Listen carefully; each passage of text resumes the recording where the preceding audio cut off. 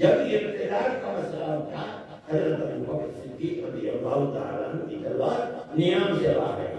حضرت عمر جیسے آدمی کے ذہن کے اندر یہ بات نہیں آتی تھی کیسے بھی لوگوں کے ساتھ قتال کیا جائے۔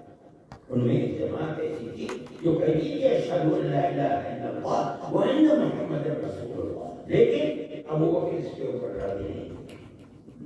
وہ چیز جو نص قطعی سے ثابت ہوئی ہے، اگر ایک چیز کا بھی انکار کر دیا مومن نے تو گویا کہ سارے دین کا انکار کر دیا۔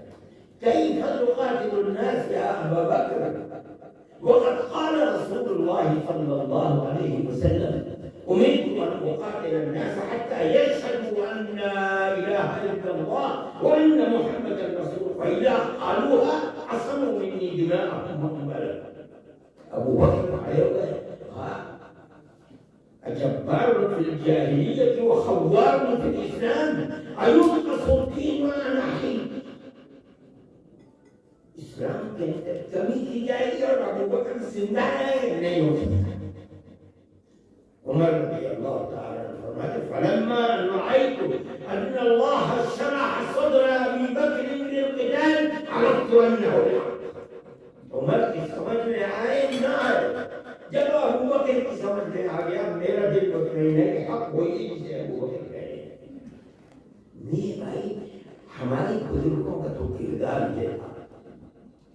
آج تو علماء کی جماعت ہے، علماء اور دروازے ابھی کھلے ہوئے ہیں، ہو سکتا ہے کہ کل کو خدا نہ خواستہ دروازے بند ہو جائیں جیسے ہمارے یہاں بتائیں، تو کیا کریں گے آپ؟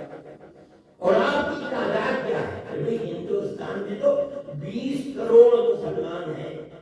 دنیا کہتی ہے کہ 20 کروڑ مسلمانوں کو ہندوستان سے نکالا نہیں جا سکتا۔